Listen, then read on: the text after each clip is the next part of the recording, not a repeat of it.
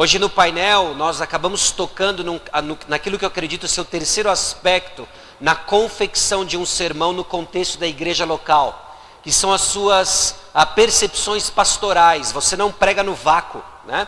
Eu não sei se você já percebeu quão diferente que é pregar na sua igreja e pregar para um público desconhecido.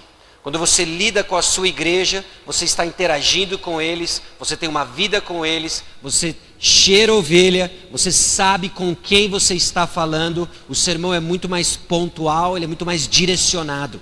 Ok? Alô, tá ouvindo? Melhorou? Ok. Muito mais direcionado, né? Então nós trabalhamos essa definição de pregação, também o que significa pregar Cristo, pessoa, obra e ensino de Cristo Jesus. Na segunda sessão, entendendo o livro de Provérbios, a sua teologia mais abrangente, algumas ferramentas que nada mais são do que alguns pontos de contato entre a teologia do livro de Provérbios e o seu cumprimento na pessoa de Cristo. Jesus Cristo sendo a sabedoria de Deus, Provérbios a mente de Cristo. E hoje então, nessa terceira sessão, nós vamos entrar efetivamente na exposição de algumas passagens no livro de Provérbios, e nós vamos começar com Provérbios capítulo 9. Aí depois nós vamos fazer preguiçoso, a questão da preguiça, e Provérbios capítulo 30, amanhã, para nos despedirmos em Cristo Jesus. Pregação expositiva, a definição expandida, que eu já projetei para vocês ontem, e aqui eu repito. Pregação expositiva é a pregação dirigida pelo texto, que honra a verdade da Escritura como foi dada pelo Espírito Santo. Seu objetivo é descobrir o significado inspirado por Deus, através da investigação, interpretação histórica, gramática, teológica. Através de uma proclamação convincente, o pregador explica, ilustra e aplica o significado do texto bíblico, em submissão ao poder e pelo poder do Espírito Santo, pregando Cristo para promover vidas transformadas. Grady nos diz o seguinte: pregar sermões que integram autenticamente a mensagem do texto, com o clímax da revelação de Deus na pessoa, obra e o ensino de Jesus Cristo, como revelado no Novo Testamento. Esse como revelado no Novo Testamento, essa é a expressão que você pode dar um duplo clique e partir para um estudo detalhado, complexo e extremamente discutido, debatido no meio acadêmico do relacionamento entre os dois testamentos, né? Então isso já dá para você um direcionamento de estudo futuro, inclusive, o relacionamento entre os dois testamentos, pontos de continuidade, descontinuidade. Aliás, tem um livro da editora Ragnus, eu não sei se ele está lá embaixo, eu não cheguei a ver, não sei se está lá, o Continuidade e Descontinuidade. Não está, né? Ok, mas esse livro é da editora Ragnus, ele lança você no debate em vários aspectos da teologia, do estudo bíblico, de continuidades e descontinuidades entre os dois testamentos, o Antigo e o Novo Testamento. Conteúdo do livro de Provérbios, também já visto ontem. Provérbios levanta a questão teológica do relacionamento da vida ordinária no cosmos com Deus, o Criador. Provérbios guia a igreja a servir a Deus de forma sábia e justa em todas as suas responsabilidades e interações com as criaturas e semelhantes. Em outras palavras, minha favorita, Provérbios é uma teologia da vida ordinária. Ok? Para quem você vai dizer sim? Eu não estou aqui atropelando a mensagem do pastor Davi em Cantares, mas nós vamos para Provérbios capítulo 9, e o título do nosso tempo agora é: para quem você vai dizer sim? Provérbios capítulo 9. Vamos ler o texto bíblico e depois mergulhar no que o Senhor tem para nós hoje. A sabedoria edificou a sua casa, lavrou as suas 7 colunas, carneou seus animais, misturou seu vinho e arrumou a sua mesa. Já deu ordens às suas criadas e assim convida desde as alturas da cidade. Quem é simples, volte-se para aqui. Aos faltos de senso diz: vinde, comei do meu pão e bebei do vinho que misturei. Deixai os insensatos e vivei, andai pelo caminho do entendimento. O que repreende o escarnecedor traz afronta sobre si, e o que censura o perverso a si mesmo se injuria. Não repreendas o escarnecedor, para que te não aborreça. Repreende o sábio, e ele te amará. Dá instrução ao sábio, ele se fará mais sábio ainda. Ensina ao justo, e ele crescerá em prudência. O temor do Senhor é o princípio da sabedoria, e o conhecimento do santo é prudência. Porque por mim se multiplicam os teus dias, e anos de vida se te acrescentarão. Se és sábio, para ti mesmo és. Se és escarnecedor, tu só o suportarás. A loucura é mulher apaixonada, é ignorante, não sabe coisa alguma. Assenta-se à porta de sua casa, nas alturas da cidade, e toma uma cadeira, para dizer aos que passam e seguem direito o seu caminho: quem é simples, volte-se para aqui. E aos faltos de senso diz: as águas roubadas são doces, e o pão comido às ocultas é agradável. Eles, porém, não sabem que ali estão os mortos, que os seus convidados estão nas profundezas do inferno. A primeira sessão do livro de Provérbios termina com o discurso de duas senhoras: a senhora sabedoria e a senhora loucura ou insensatez, nos chamando a uma decisão. Pare e pense sobre decisões. Grandes decisões, aquelas que parecem que irão mudar o rumo de nossa história, nos intimidam e ficamos paralisados. Eu acredito que essa já foi a experiência de cada um de nós em algum momento. Grandes decisões que nos encontramos paralisados. O processo decisório, então, parece que ele nos assusta, mas sabemos que uma hora iremos precisar tomar uma decisão. Talvez até ajudando pessoas, você já se encontrou na situação do conselheiro, o orientador, o pastor ajudando uma ovelha num processo decisório. Você vê a agonia da ovelha e você sabe, num momento ela vai precisar tomar uma decisão. Então o processo é juntar informações, calcular o custo e, com base nas informações que nós temos, decidimos. Com base nas informações que nós temos. Até lá, o processo de coleta de informações é crucial para uma decisão sábia. Não é diferente com a decisão para o rumo da vida. Não é diferente para a decisão para o rumo da vida. Provérbios então traz um apelo ao ouvinte: com quem você irá passar a vida e a eternidade? Talvez a pergunta mais importante e crucial, você precisa parar para pensar com quem você vai passar a sua vida e, por consequência, a eternidade. Provérbios capítulo 9 nos ajuda a entender isso, contrastando dois aspectos dos convites, tanto da sabedoria quanto da insensatez. Provérbios 9 é esse capítulo final da parte introdutória do livro e necessário para entender o restante do livro. Aqui, como um comentarista faz um resumo para nós, é tanto um resumo dos primeiros 8 capítulos, como um ponto de ilustração dos demais capítulos. A resposta às perguntas do convite da sabedoria, a resposta ao convite da insensatez, irá ser caracterizado nos capítulos 10 a 31 do livro de Provérbios. O capítulo então consiste nesses dois convites, separados por um conjunto de versículos aparentemente desligados dos seus extremos.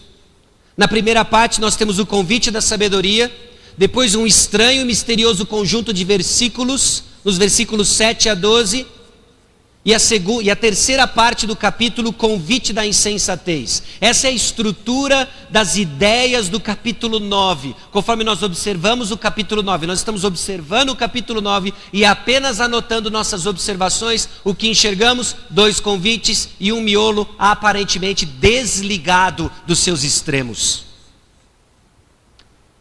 E aí nós observamos os dois convites e percebemos uma estrutura semelhante. O convite da sabedoria e o convite da insensatez. O convite da sabedoria começa descrevendo o caráter de quem convida. O caráter da sabedoria é descrito nos versículos 1 e 2. Ela edifica a sua casa, ela lavrou as suas 7 colunas, ela carneou seus animais, misturou o vinho e arrumou a mesa, ela prepara um banquete. São descrições que dão para nós características do caráter da sabedoria. Curiosamente, no versículo 13 e 14, o caráter de quem convida, descrevendo a insensatez. Versículo 13 e 14, essa mulher loucura, ela é apaixonada, ela segue os seus instintos, ela é ignorante, ela não sabe coisa alguma, ela está sentada na porta da casa, nas alturas da cidade. O convite da sabedoria é descrito para quem e para o quê? Quem é convidado? No versículo 3, já deu ordens às suas criadas e assim convida desde as alturas da cidade. Quem é simples, volte-se para aqui. Para quê? Para comer do seu pão e beber do vinho que ela misturou. O paralelo da convite da insensatez. Para quem e para o quê? Para dizer aos que passam e seguem direito ao seu caminho, quem é simples, volte-se para aqui. Aos faltos de senso diz: as águas roubadas são doces, o pão comido às ocultas é agradável. A sabedoria descreve as consequências do seu convite, vida, caminho de entendimento, e a insensatez, ela esconde as consequências, mas o apelo final é descrito as suas consequências. Eles, porém, não sabem que ali estão os mortos, que os seus convidados estão nas profundezas do inferno. O que Salomão está nos persuadindo a compreender com uma estrutura bem similar dos dois convites. A similaridade dos convites nos aponta uma realidade. Os convites são rivais. Ou você vai ouvir o convite da sabedoria, ou você vai ouvir o convite da loucura, da insensatez. São convites rivais. Ou é um ou é outro. Ou é um ou é outro. E Provérbios é um livro com uma capacidade de nos ajudar a diminuir a área cinzenta da vida. Até a sua metodologia, a forma como ele constrói uma mentalidade, que alguns chamam de antitética, nos ajudam a diminuir as áreas cinzentas da vida e a entender preto versus o branco, o certo versus o errado. São convites rivais. Você não pode abraçar um e o outro. Ou é um ou o outro, mas não ambos. A sabedoria convida para uma vida em abundância. Então, conforme agora nós destrinchamos o texto, vamos entender a natureza de fato desse convite da sabedoria. A sabedoria convida para uma vida em abundância. Qual é o seu caráter? Versículos 1 e 2. Antes de falar, a sabedoria apresenta ações. Ela já foi amplamente descrita no capítulo anterior, no seu contexto imediato, no capítulo 8. Mas antes de falar, antes de abrir a boca para fazer o convite, a sabedoria mostra as suas obras. Ela edificou a sua casa, ela lavrou as suas 7 colunas, ela carneou os seus animais, ela misturou o seu vinho, ela arrumou a sua mesa. A sabedoria edifica uma casa, e não é qualquer casa, é uma mansão de 7 colunas. Bem semelhante ao personagem descrito depois em Provérbios capítulo 14, versículo 1, a mulher sábia edifica a sua casa, mas a insensata com as próprias mãos a derriba. A casa da sabedoria é um indicador de riqueza e status social. Ela aqui demonstra nesses 2 primeiros versículos, incorporando as verdades que já foram expostas nos capítulos 1 a 8 e que vão mostrar os capítulos 10 a 31. A sabedoria edifica a sua mansão. A sabedoria prepara um banquete. Nós vemos a diligência. Nós vemos a sabedoria. A sabedoria convida os simples. Ela convida os simples. É interessante que o capítulo 9 não diz que a sabedoria chama os sábios. Ela chama os simples. Ela chama os simples. Esse convite é feito a partir das alturas da cidade. Agora note o seguinte, o pano de fundo da antiguidade nos remete à compreensão de que templos ocupavam os altos das cidades. Você lembra do evento e o episódio de Elias contra os profetas de Baal? Você lembra onde isso aconteceu? Monte Carmelo. É interessante que o texto nos chama a atenção para que aquilo aconteceu no Monte Carmelo. Qual a relevância disso? A relevância disso é que na antiguidade, divindades habitavam os altos das cidades, os montes. E os seus lugares de habitação indicavam sua jurisdição. Baal reinava em Monte Carmelo. Baal era o cara no Monte Carmelo. É significativo que o Senhor derrota Baal em casa. Em casa. Sabe por quê? Porque a jurisdição do verdadeiro Senhor não é o Monte Carmelo, não é o Monte Sinai, é o universo. Ele manda em tudo. Elias mostra isso para os profetas de Baal. E aqui nós vemos o convite da sabedoria vindo da onde? Dos altos da cidade. Há um aspecto teológico aqui, que o leitor da antiguidade saberia que nós não estamos falando de uma mera habilidade, nós não estamos falando de uma senhora literal, nós estamos falando de alguém que representa um aspecto da divindade. A divindade.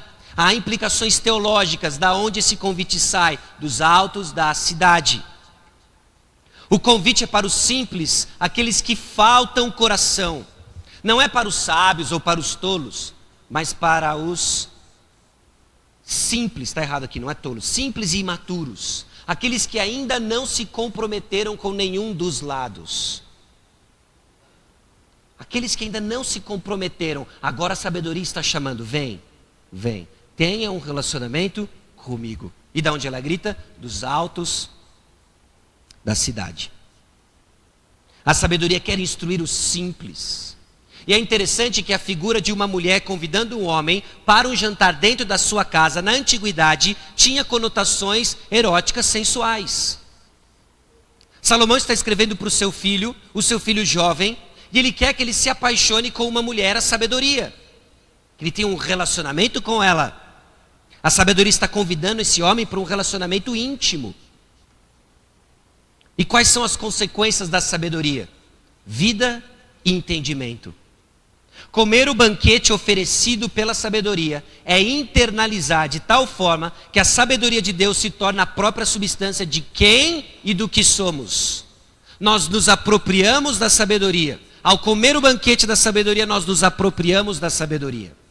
Aquilo faz parte de quem nós somos.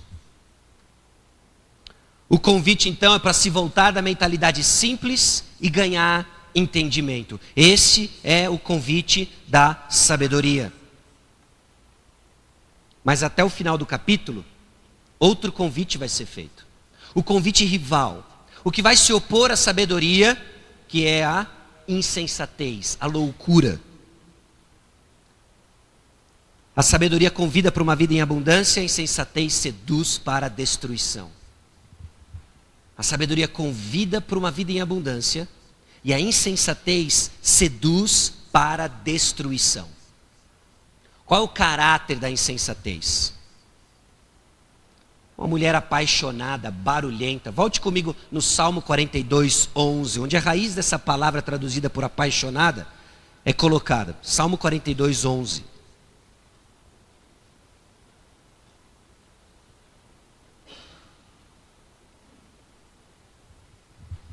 Por que estás abatida, ó minha alma? Por que te perturbas dentro de mim? Esse som perturbador. Espera em Deus, pois ainda o louvarei. A Ele meu auxílio e Deus meu.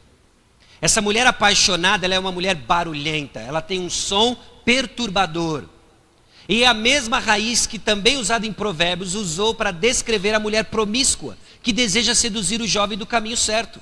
Vamos para Provérbios capítulo 7, versículo 11. Daí a ideia dessa sedução. Aliás, um bom estudo aí de uma doutrina de tentação. Provérbios capítulo 5, 6 e 7. Provérbios capítulo 5, 6 e 7. As estratégias dessa mulher loucura. Provérbios 7, 11. É apaixonada e inquieta, cujos pés não param em casa.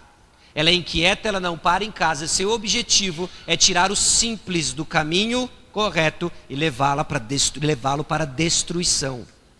Ela é ignorante e não é ciente de sua própria ignorância. Provérbios capítulo 5, Provérbios capítulo 6, Provérbios capítulo 7, até a própria descrição no capítulo 9, nos mostra que a loucura, ela engana e ela é enganada. Ela engana e ela é enganada. Aliás, pare e pensa no qual é o maior problema do engano. Não sei se você já parou para pensar nisso. Qual é o maior problema do engano?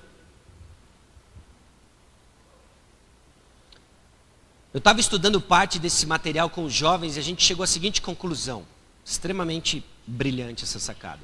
Okay? Se você quiser pôr no Twitter, você põe depois. O problema do engano é que ele engana. Pare e pensa nisso. O problema do engano é que ele engana. Porque se ele não enganasse, não era problema. Para nas implicações, quem está enganado não sabe. Pior, está jurando de pé junto que está certo.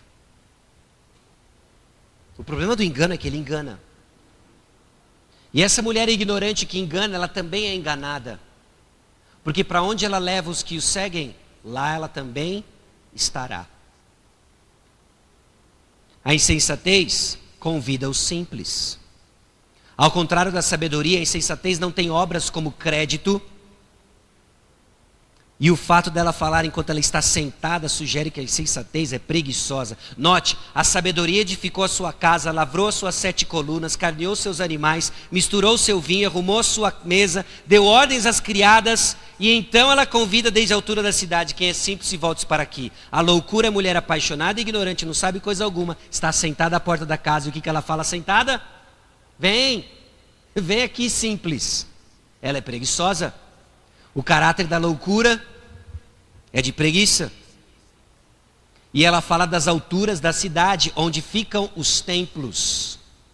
Onde ficam os templos. O que nós começamos a ver aqui é que nós estamos no embate de duas figuras supostamente relacionadas de algum jeito com alguma divindade. A insensatez chama aqueles que caminham perto em direção de sua habitação nas alturas da cidade. Ela chama os simples que já namoram com o perigo, passam perto da sua casa. E essa é uma das marcas descritas em Provérbios capítulo 5, 6 e 7, do simples, caminhando para se tornar um insensato e possivelmente um futuro escarnecedor, de que ele caminha perto do perigo. Ele caminha perto do perigo. Não existe sabedoria na sua habilidade em lidar com as tentações. Sabedoria está em ficar longe delas. Em ficar longe delas. Não existe força espiritual ou virtude em brincar com tentações. A virtude existe em ficar longe delas. Conta-se a história de uma senhora que abriu uma licitação pessoal para a contratação de um novo motorista. E conforme os currículos chegaram, ela fez uma pré-seleção e chegou o momento em que ela escolheria entre 2 candidatos finais. E o teste final seria um teste prático. Eu vou montar um trajeto e vocês vão me conduzir nesse trajeto. O primeiro motorista então a levou, a guiou pelo trajeto, e o trajeto incluía uma subida numa colina, numa estrada perto de um precipício. E aquele motorista então, orgulhoso em sua habilidade, caminhou muito perto do precipício, mostrando a sua habilidade de conduzir em perigo. O segundo motorista fez o mesmo percurso, mas ao chegar no trecho do precipício, ele se afastou do precipício. Esse foi o contratado.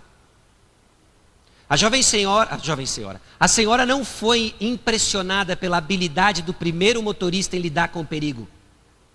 Ela foi convencida pela prudência do segundo motorista em ficar longe do perigo. O simples em direção à insensatez, ele brinca com o perigo. Ele brinca com o perigo. Agora note, ele está andando. Ele está andando. O que é? É impressionante como andar é um tema comum ao longo das Escrituras. Não só no Antigo Testamento, mas no Novo Testamento. Eu quero sugerir para você que tem algo mais do que simplesmente pé direito, pé esquerdo envolvido. Existe algo aqui, existe um conceito hebraico que depois é usado até pelo próprio apóstolo Paulo, Efésios capítulo 5, andar em amor, andar na luz, andar em sabedoria. E que talvez nasce daquilo que é o vocábulo traduzido por andar, em muitas passagens do Antigo Testamento, halak do hebraico. Abra comigo em Gênesis 2,14.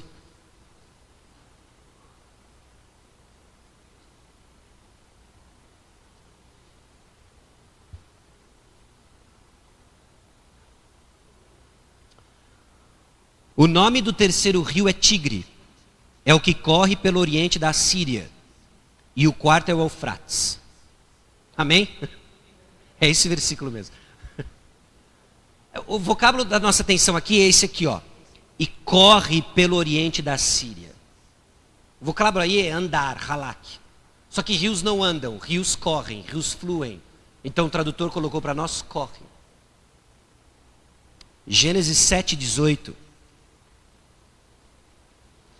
Aliás, tem um antes até. Gênesis 3:14. Então o Senhor Deus disse à serpente: visto que isso fizeste, maldita és entre todos os animais domésticos e o és entre todos os animais selváticos.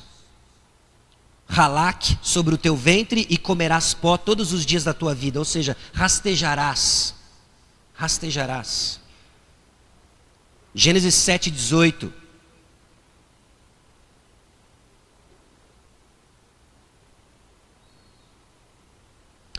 Predominaram as águas e cresceram sobremodo na terra. A arca, porém, vogava sobre as águas. Andava. Mas aqui traduzido por vogava. Êxodo 19:19.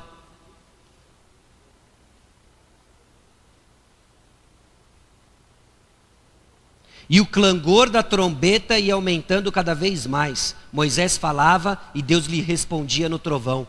Clangor, halak. O problema é que rios não andam, então o tradutor colocou, correm. Serpente não anda, principalmente depois da maldição, e ela rasteja. A arca não anda, ela voga, ela navega. Trombetas não andam, elas clangam, elas soam. Todos o mesmo termo, todos o mesmo conceito, andar. Andar é como uma essência toma sua forma. Andar é como uma essência toma sua forma. A maneira como você anda revela sua identidade, sua essência.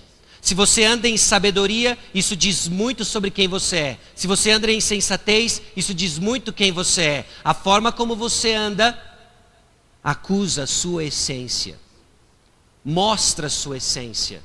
Por isso é importante, por isso que o apóstolo Paulo usa andar em amor, andar em sabedoria, andar na luz. Por quê? Porque nós estamos em Deus que é amor. Nós estamos em Cristo que é luz. Nós temos a sabedoria de Cristo. Então mostre na forma como você anda a essência da transformação operada no seu coração.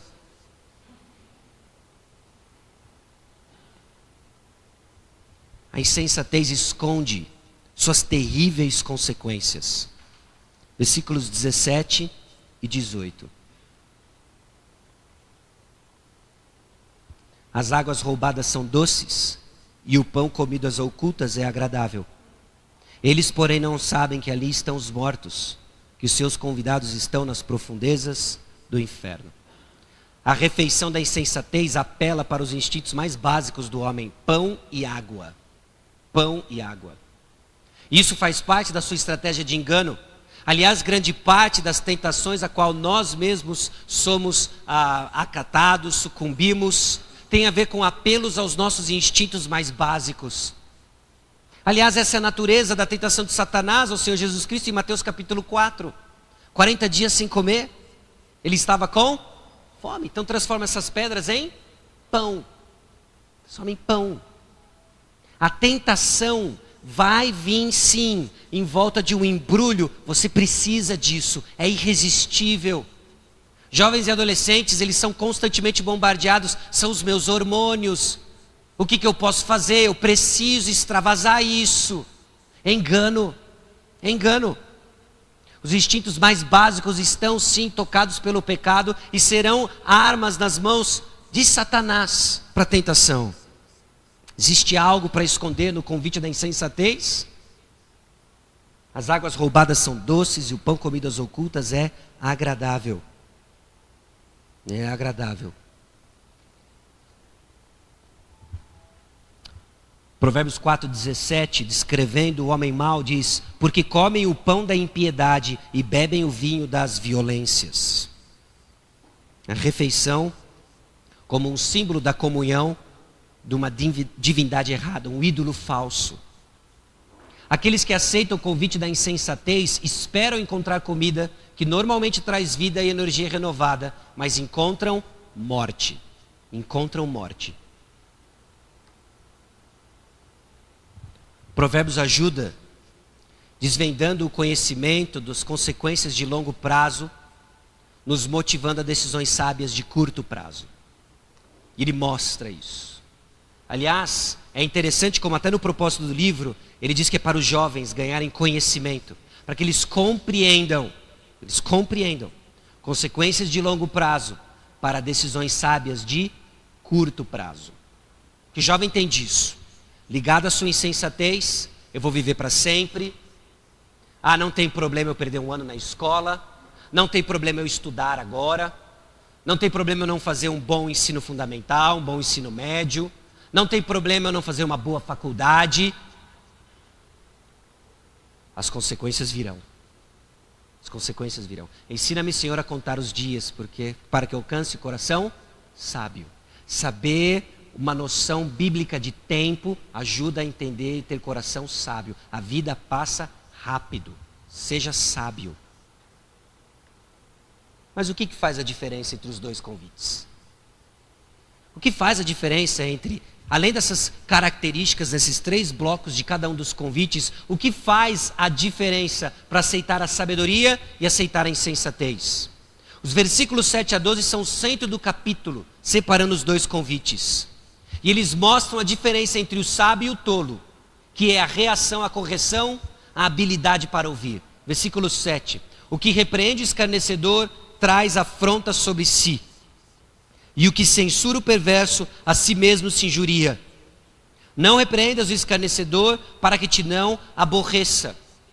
O simples que vai se transformar no escarnecedor é aquele que não ouve. É aquele que não ouve a repreensão. É aquele que está indo no caminho da mulher loucura. Ele não ouve. Você fala com ele, você explica para ele, mas ele não ouve. E a nossa tentação muitas vezes é achar que, como pastores, o problema deles é informativo, é conhecimento. Então eu vou falar de novo, eu vou falar mais uma vez. Bom, não pare de falar, mas não se esqueça, o problema não é apenas de informação, é relacional. É espiritual. O escarnecedor não ouve. Agora, ao contrário do sábio, versículo 8, a segunda parte do versículo 8, repreende o sábio e ele te amará, dá instrução ao sábio e ele se fará mais sábio ainda, ensina ao justo e ele crescerá em prudência. O miolo do capítulo 9 dá para nós as dicas necessárias para entender quem são aqueles atendendo o convite da sabedoria e quem são aqueles atendendo o convite da mulher loucura. Tem a ver com a sua habilidade de ouvir e atender a palavra da sabedoria. Então no versículo 10 ele dá o resumo do que é todo o livro. O temor do Senhor é o princípio da sabedoria e o conhecimento do santo é prudência. E terão consequências pessoais. Consequências pessoais. A sabedoria faz um convite em que só quem ouve pode aceitar ou não. É pessoal. Versículo 11, porque por mim se multiplicam os teus dias, e anos de vida se te acrescentarão. Se és sábio, para ti mesmo és. Se és escarnecedor, tu só o suportarás. Quem tem ouvidos para ouvir, ouça. O maior sábio, o maior que Salomão. Quem tem ouvidos para ouvir, ouça. Abra os seus ouvidos. Aquele que recebe a sabedoria do Jesus ressurreto disse: a fé vem pelo ouvir. Escute, escute. Não é à toa então que Provérbios repete quantas vezes: filho meu, filho meu, filho meu, filho meu. Eu já sei. Salomão muda de assunto. Continue falando, continue pregando, porque a fé vem pelo ouvir. Escute, escute, escute. Escute e ore pela ação do Espírito Santo para que Ele dê ouvidos abertos na congregação, corações que são solos férteis, olhos para ver. Continue orando. E esteja pronto para um deles virar para você. Não sei se você já teve essa experiência. Você ouviu o que aquele fulano disse? Jesus morreu por causa dos meus pecados? Rapaz, eu estou falando isso para você há 12 anos. 12 anos. Bom, glória a Deus que os ouvidos foram abertos agora. Regozije-se, ele ouviu. E ouvir é uma habilidade dada por Deus. Dada por Deus. Uma habilidade dada por Deus, que nós somos chamados a chamá-los a ouvir. Escute, escute, escute. Trata-se então de uma decisão crucial. Uma decisão crucial. Depois de tudo que foi visto em Provérbios capítulo 1 a 8. Provérbios capítulo 1, a descrição do propósito do livro. A importância das boas companhias e o papel que elas têm no desenvolvimento do caráter do filho de Salomão, do filho que recebe provérbios. Capítulo 2, a descrição que existe de como nós adquirimos o temor do Senhor, a atitude correta, a compreensão de que o temor do Senhor é um presente de Deus dado àqueles que buscam. Provérbios capítulo 3, as credenciais dessa sabedoria. Provérbios capítulo 4, o ensino de guardar o coração. 5, 6 e 7, afastar-se da mulher adúltera, a doutrina de tentação. Capítulo 8, a descrição da sabedoria. Capítulo 9, uma decisão crucial diante de nós. Com quem você irá se relacionar? O simples precisa decidir com quem ele vai se relacionar. Sabedoria ou insensatez? Será a sabedoria ou a insensatez parte integrante de sua vida? Sabedoria ou insensatez, parte integrante de sua vida. A sabedoria é uma personificação do atributo de sabedoria do Senhor. Sua casa está no templo, indicando que não se trata apenas de uma personificação, mas próprio Senhor. O próprio Senhor nos chama. A insensatez é a personificação do pensamento e do comportamento dos tolos. Ela também representa falsos deuses que querem tirar a atenção do simples do verdadeiro Senhor. Abra comigo em Lucas capítulo 11, versículo 31.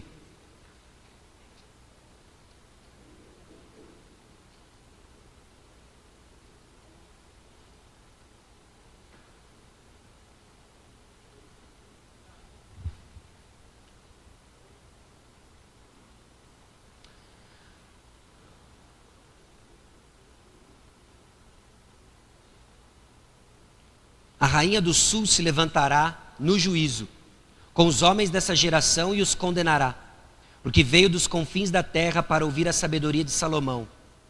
E eis aqui está quem é maior do que Salomão. Porque eles não ouviram a sabedoria de Jesus? Porque eles amavam as trevas. Eles amavam as trevas.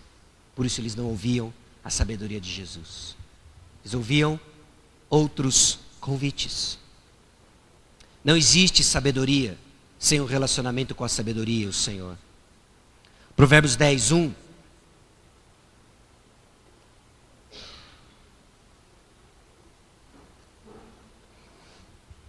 Provérbios de Salomão. Filho sábio alegra seu pai, mas o filho insensato é a tristeza de sua mãe. Ser sábio significa que você irá agir como alguém que tem um relacionamento com o Senhor, alegrando seus pais. Ser tolo significa que você está agindo como alguém que adora falsos ídolos, entristecendo seus pais. A partir de agora, no livro de Provérbios, a descrição é o que é alguém com um relacionamento com o Senhor, porque ele aceitou o convite da sabedoria, e o que é alguém com um relacionamento com falsos deuses, que querem tirar você do caminho do Senhor, porque ele tem um relacionamento com a insensatez. As duas casas de Provérbios 9 são o pano de fundo do ensino de Jesus em Mateus capítulo 7. Compatível a tantos estudos por aí, relacionando o livro de Provérbios com o Sermão do Monte, e é assim que Jesus termina o Sermão do Monte, Mateus capítulo 7. Note os paralelos. Jesus acabou de pregar o Sermão do Monte e ele encerra com uma parábola, ou seja, um provérbio. Todo aquele, pois, que ouve essas minhas palavras, e as pratica, será comparado a um homem prudente que edificou a sua casa sobre a rocha.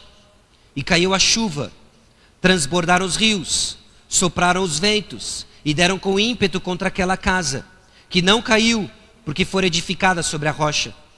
E todo aquele que ouve essas minhas palavras e não as pratica, será comparado a um homem insensato, que edificou a sua casa sobre a areia, e caiu a chuva, transbordaram os rios, sopraram os ventos, e deram com ímpeto contra aquela casa, e ela desabou, sendo grande a sua ruína. Quando Jesus acabou de proferir essas palavras, estavam as multidões maravilhadas de sua doutrina, porque ele as ensinava como quem tem autoridade e não como os escribas.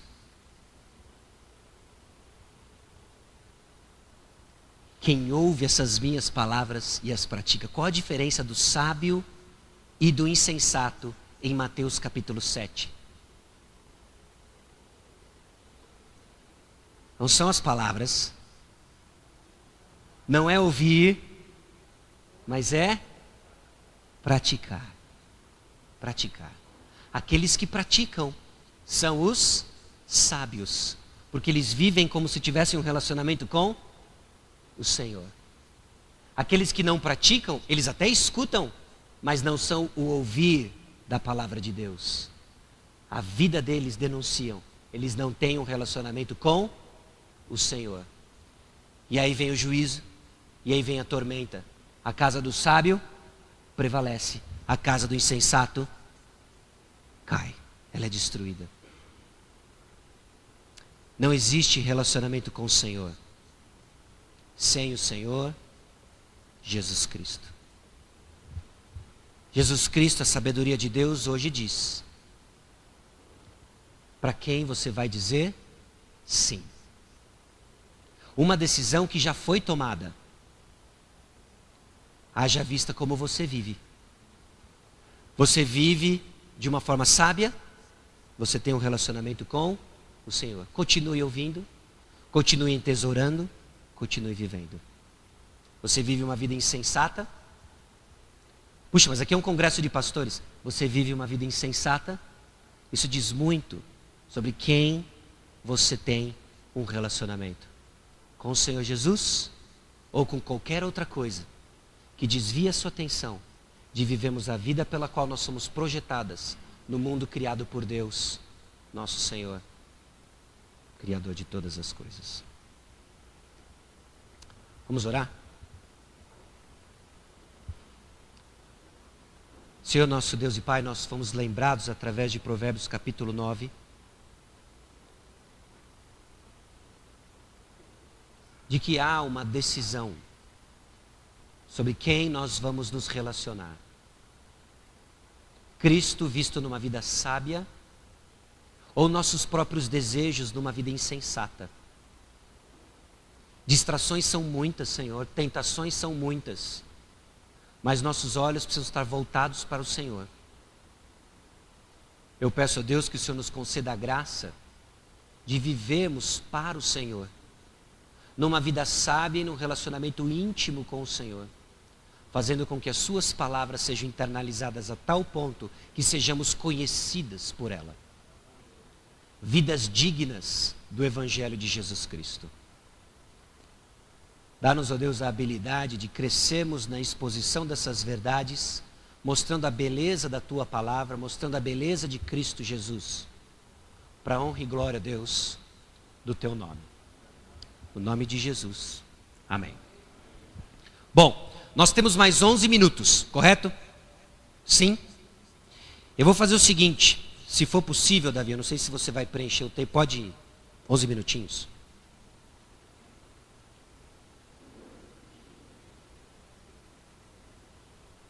Eu vou deixar projetado essa parte aqui dos convites. Se você precisa que eu projete alguma outra parte do esboço, vamos fazer um exercício. Pega esse esboço e a pergunta é, como é que você vai melhorá-lo? Como é que você vai melhorá-lo?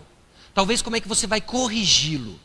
Preste atenção nas palavras que foram usadas no esboço e pense, isso reflete de fato o texto, isso reflete a minha compreensão teológica do livro de Provérbios, como que você pregaria, quais aplicações que você faria. Eu tentei buscar alguma aplicação no contexto em que nós estamos como pastores, tá certo? Como homens que ministram a palavra de Deus. Agora pense no seu contexto, talvez você trabalhe com jovem, talvez você trabalhe com a congregação como um todo. Como que você pegaria esse esboço e deixaria ele mais claro acerca do que diz o texto de Provérbios capítulo 9? Ok? A gente tem 10 minutos para isso. E aí daqui 8 minutos eu paro para ouvir algumas das conclusões que vocês chegaram. É possível? E aliás, parte da sua resposta eu vou incorporar e melhorar para o Pregue a Palavra em Recife. Olha só.